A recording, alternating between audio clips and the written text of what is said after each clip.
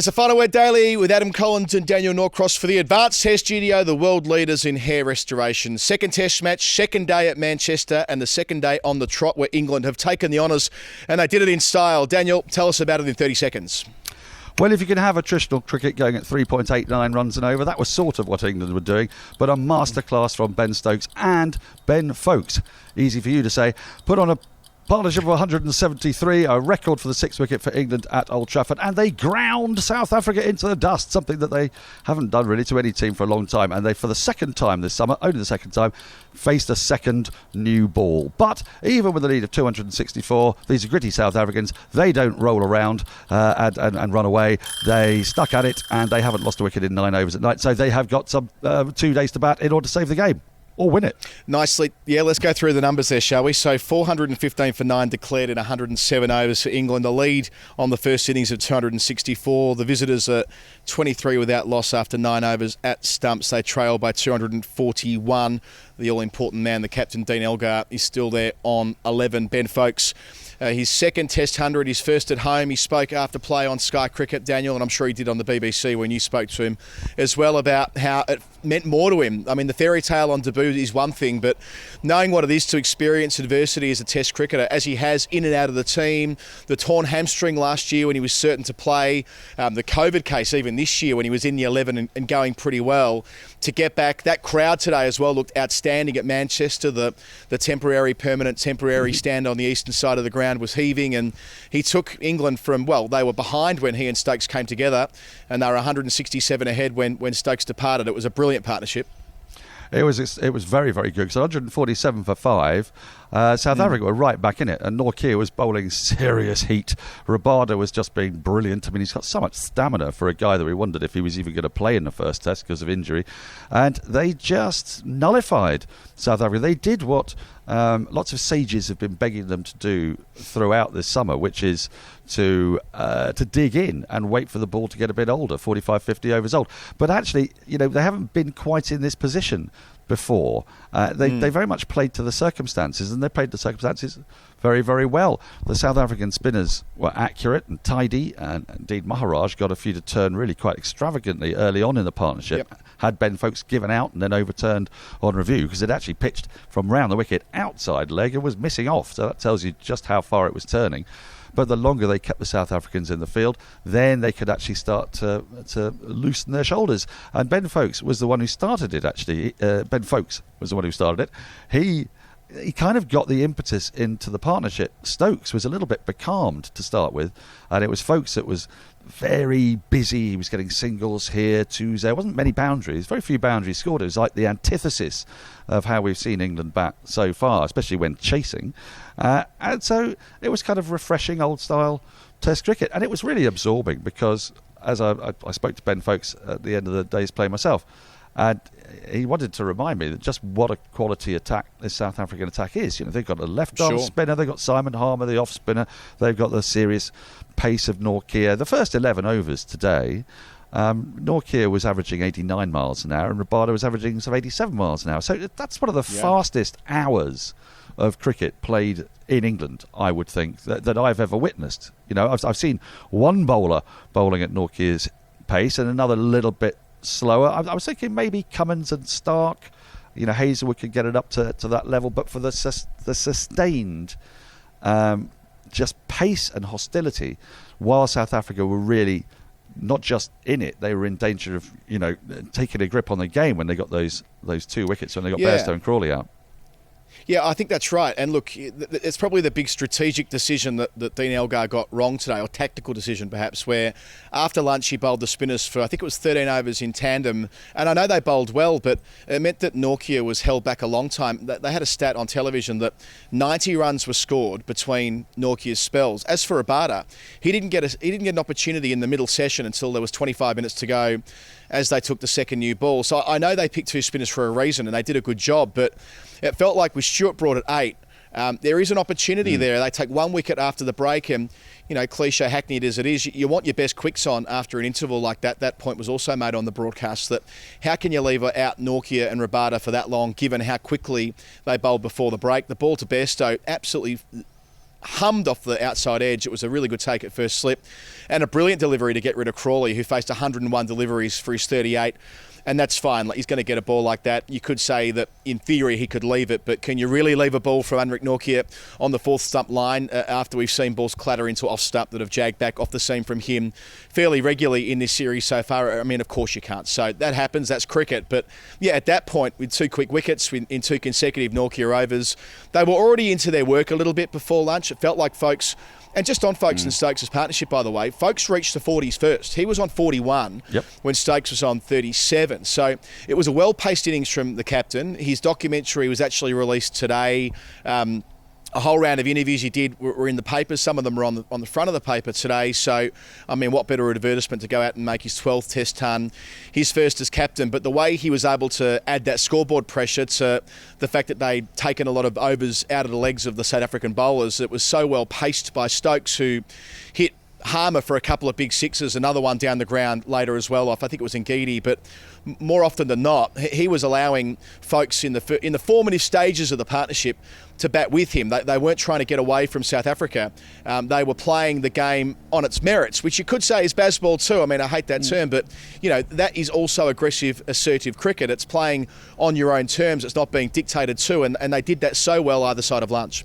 They really did, and I mean, I agree with everything you said. And just to amplify the Elgar captaincy decision that was a little bit strange was that, of course, by bringing on Nortje, and it's 56 overs or so. Had he brought him on straight after lunch, he could have had a 4-over spell. Then he'd have the spinners, then he can come back fresh for the new ball. Instead, what happened was that they brought him on later. And then he wasn't fresh for the second new ball, and a whole load of overs passed. He came on for over 70, which meant that when they get to over 80, they had. Yeah. I mean, I suppose it was their plan to go to Rabada and Ngidi, but yeah, they waited so long. I suppose they want a reverse swing, which Nortje was generating early in the day. That was a little bit of reversal, so it looks, but yeah, it felt like a captain that just kind of got his calculations wrong, and it was left wanting. Maybe as far back as the selection table. Time again, Jansen's playing surely. Yes, I think so. I think they did miss him a bit, actually. The swing that he can get, and the reverse swing, because it's very dry out there. So the ball was starting to reverse at some stages. And I think they could have done with that and done with a little bit of variety, because they have got variety in their attack. It's just they just needed something a bit extra to break that partnership. But I think we've just got to praise the tenacity of Stokes and Foakes. I think it comes more easily to Foakes, actually. I mean, thinking about his other significant innings this summer, that was at Lords in the first test, when he shepherded Root over the line at Lords, and he went a very modest pace then, 30-odd off 90 balls. And I think also we've got to give a bit of credit earlier in the innings, because we keep on banging on about trying to get that ball 40 overs old. Well, Crawley, especially in tandem with Bairstow, really dug in, and although he got 38, it wasn't very attractive to watch, but he faced 101 balls, and so by the time the 6-wicket partnership started, we were into the 36th over, and I think they could sort of see light at the end of the tunnel. They've talked about it in the camp. Stuart Broad was talking yesterday about how rubbish the balls are once it gets 40 overs old. That will be common chat. So if you're out there batting, if you're Ben Foakes, you're thinking, yeah, it's right, 40 overs, it's just 4 overs away. It gives you that incentive to dig in, and then know it's not quite 40, it's, and then dig in for the next 10, and then you hope that you can cash in. Whereas, it's a little bit more tricky when you're coming in the 10th, 12th over and the ball's pinging around past your nose. Yeah, absolutely. I mean, they did put on 93 as well, it's worth noting. I mean, they had the deficit down to 17 by the time they lost the 4th wicket, Bairstow making 49 of those from 62 balls. So they were contrasting innings, but they both did exactly what they needed to do in the circumstances. In terms of the way that Stokes batted, to drill down on that a little bit more, Daniel, I mentioned before it's his first Test ton as captain. It was as though it was foretold, wasn't it? There was one chance on 92 when he was dropped at cover, a diving effort from Markram. I think that was the first over of the second new ball, but by that stage, all the hard work was done with he and Foakes in that massive partnership. And I think there was a leg before decision that went the other way. He was given out on the field and it was overturned via an inside edge when he was 72. But again, that was deep into their partnership after they'd done a lot of the hard yards. It felt today as though Stokes, the moment he walked out there, he was just going to... He was rusted on for a ton, and so it was. Yeah, it did feel like that. And actually, one of the things that I don't know whether it contributed or not, but if you think about the other innings he played where, again, he was a bit more contained and didn't go charging at the bowling this year, that would be at Trent Bridge when he jarred his knee Yes. And he then sort of had to play a little bit more conservatively, it felt. When he jarred his knee again today, he did it just before 12 o'clock. They had the drinks break at 12. Yeah. And so he'd only been out there quite briefly because, the first 2 wickets hung around for a little while. And I wonder if that actually dictated the pace of his play to start with. So he wasn't able to take quite the same risk because he had a bit of a mobility issue for a while. And it sort of forced him into taking a bit more of his time. I don't know. It could just be coincidence. But it sort of made the whole thing feel a lot less frenetic. And then, first 50 in 101 balls. And the next 50 in 60 odd. It was really impressive stuff. It was beautifully paced innings. It was exactly what you want to do when you bowled a side out for 151. I mean, if you could write the script, it would be grind them into the dust, long partnership, keep their bowlers out there for a long time, and have a little dart at the opposition in the last hour. And that's exactly what they were able to do. I mean, everything, every box was ticked. Yeah, that's right. It's almost exactly what South Africa were able to do to England last week, which does give England an opportunity to win this Test match in 3 days in the way that the Proteas were able to last week for South Africa. Ngidi only bowled 18 overs, 1 for 61. Rabada, 2 for 110 from his 23. Got whacked a little bit at the end. Nortje, 3 for 82 from 20, just one maiden, but he's not there to bowl maidens, and 3 wickets for the spinners between them, 2 for Maharaj and 1 for Harmer. Some useful partnerships down the list. Stuart Broad came on and he whacked 21 from 14 balls, but a partnership of 41 in 5 overs between he and Foakes. And Foakes and Robinson put on 34 in 8 overs. And even Leach played a role, hitting 11 with Foakes. They put on 20 in 4 overs. So it wasn't the tail per se, but the lower middle order that, we talk about England having a long tail. It helps when the opposition have had a long day already. That extra sort of 80 or 90 runs in about an hour or so meant that England were in a position to declare and to get that crack tonight. And while it hasn't paid off, Anderson looked good, beating the bat, hitting the pads. They have burnt one review, but you'd expect that tomorrow, that with a fair breeze at their back and good conditions as it might well be, it's meant to be cloudy tomorrow as it was on day one. It should suit Anderson, Broad and Robinson once again. Yes, it might do. I mean, one caveat to that is Ben Foakes said at the close of play that the pitch has got a bit slower, a little bit lower, a bit dustier. He likened it to a sort of subcontinent pitch, and people often say that about Old Trafford. Right. It's so bizarre. You're in Manchester where it rains so much, you'd think it would be green seamers, but the soil's not like that. And once it can get dry quickly, and it can get drier. So look, you saw the way Stokes turned to Leach really early on. Anderson only bowled 2 overs, and he beat the bat a couple of times, had a couple of good LBW shots, but that didn't stop Stokes going for Leach. And it also, interestingly, it was Leach bowling at Anderson's end, and Robinson bowled 4 overs straight. And what I sense is it's very much to me like a Test match played in 2006, where Monty Panesar and Steve Harmison took 5 wickets each, and because it assists the spinners because there's grip in there, as we've seen today from Maharaj and to an extent Harmer, but also for the tall bowler that bangs it in. That's that little bit of unevenness. It's an uncertain bounce. And Robinson comes, as we know, from the second greatest height in world cricket. His release point is just below that of Carl Jamieson's. And I think Stokes had got his options right there. Those are the 2 bowlers that he thinks are going to do the damage in a sort of Harmison, Panesar kind of way. I know Robinson's not as quick, but actually his pace was up again today, 86 miles an hour. So I think that's going to be the template they're going to use.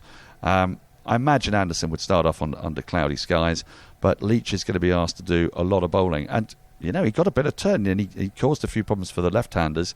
For the right-handers, he could be a handful. All right, let's leave the day's play there and move to the Final Word Hall of Fame. The Final Word Hall of Fame is brought to you by the Advanced Hair Studio, the world leaders in hair restoration. 1 million people, Daniel, have been through the doors across 30 years. 100% satisfaction guarantee. AdvancedHairStudio.com/final word for your 15% discount. And Daniel, despite the fact that we dismissed you as a TV talent because of your lack of hair earlier in the summer, that's where you've been over the last 2 days. You're on the BBC television coverage. I think I know the way to keep you there next year. In the close season, we'll get your hair done. What do you say? Well, they might actually let me be in vision then, won't they? I mean, they're very scared of the camera getting on me. I mean, the BBC's trying to attract a younger audience, and the sight of this is obviously petrifying. So, I mean, you can understand that. You can genuinely understand that. But I think, if I could just weave in a bit more hair, then it might encourage my bosses to give me greater prominence, give me the limelight. I just want to sing, Colo. I just want to sing.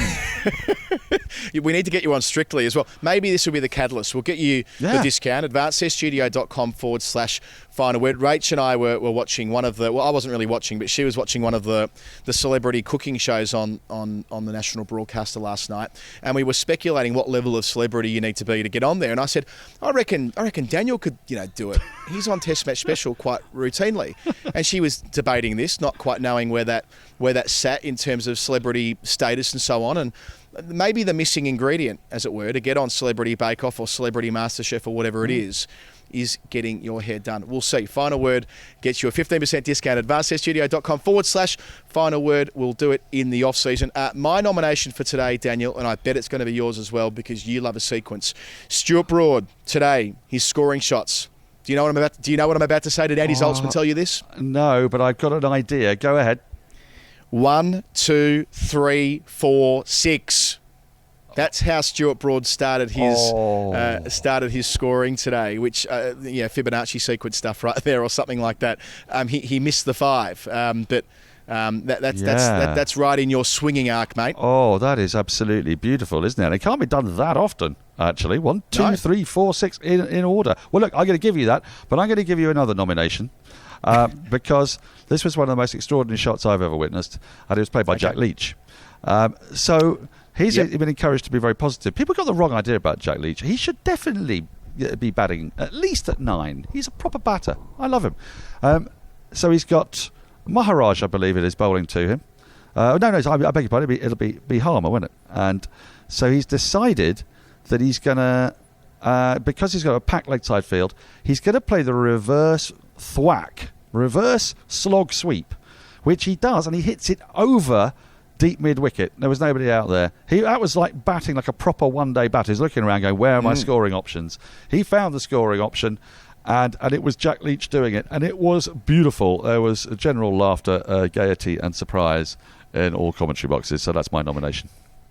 More power to you, Jack Leach. More power to you. Daniel Norcross, as you pick up your commentary again tomorrow, we'll pick up the Final Word Daily tomorrow night as well. It's all for the AdvanceStudio.com/final word for your 15% discount. Thanks for their support of our daily shows throughout the course of the summer. And if you really like what we do, patreon.com/the final word. You can get involved in Storytime, which will come up on your feed tomorrow as well. Jeff and I spent more than 2 hours on Storytime this week, Daniel. Ooh. It might have broke our record. I think we have the record for the longest Storytime, and Jeff and I have given a red hot go before he goes out to the desert to Burning Man, where he is for the next 3 weeks.